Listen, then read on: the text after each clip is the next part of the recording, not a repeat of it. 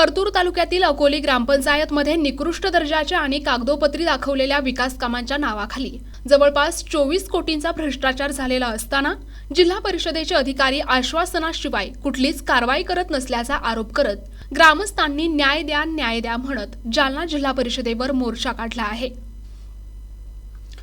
अकोले येथील ग्रामपंचायतमध्ये विकास कामांच्या नावाखाली झालेल्या 24 कोटींच्या गैरव्यवहार प्रकरणी सिद्धेश्वर सोळंके प्रशासनाकडे 2022 पासून तक्रारी करत असून त्यांनी मुख्य कार्यकारी अधिकारी यांची भेट उपोषणे घेतली। मात्र जिल्हा परिषद आश्वासनाखेरीज काहीच करत नसल्यामुळे हताश झालेल्या सिद्धेश्वर सोळंके यांच्यासह ग्रामस्थांनी शेवटचा पर्याय म्हणून विभागीय आयुक्त कार्यालयासमोर एकदा उपोषण करायचे, तिथे न्याय भेटला तर ठीक, नाहीतर आत्मदहनाशिवाय पर्याय नसल्याचे सिद्धेश्वर सोळंके यांनी म्हटले आहे। सर नेमके काय आंदोलन केलं सर तुम्ही आता? सर मी सिद्धेश्वर पांडुरंग सोळंके, राहणार अकोली, तालुका परतूर, जिल्हा जालना।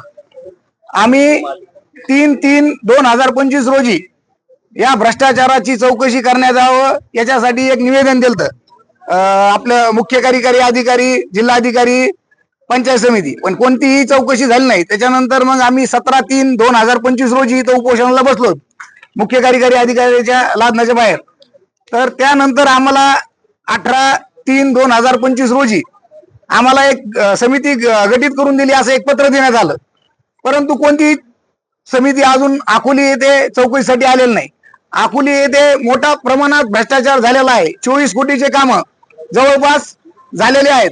अकोलीमध्ये पांदण रस्ते झालेत एकदम निष्क्रिय दर्जाचे, आणि एक पांदण रस्ता एकीकडून नाव वेगळं असं एका पांदण रस्त्यावर डबल बिल उचलण्यात आलेलं आहे।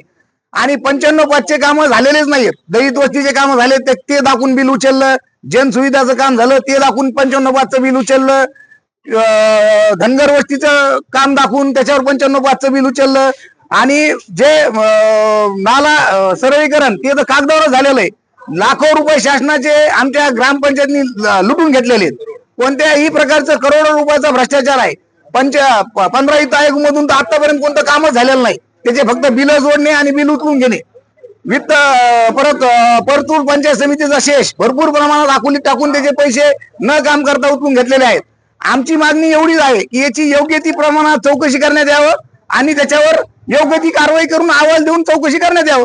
परंतु वारंवार आम्ही जवळपास 2022 पासून तक्रारी करतो, आमच्याकडे पूर्ण रिसूट आहेत, पण कुठलीही चौकशी होत नाही, कोणतंही बंधन लागत नाही, फुलटू बिल उचलणं चालू आहे। एकूण किती कोटीचा भ्रष्टाचार झालेला आहे? आमच्या अंदाजे 23 ते 24 कोटी रुपयाचा भ्रष्टाचार झालेला आहे।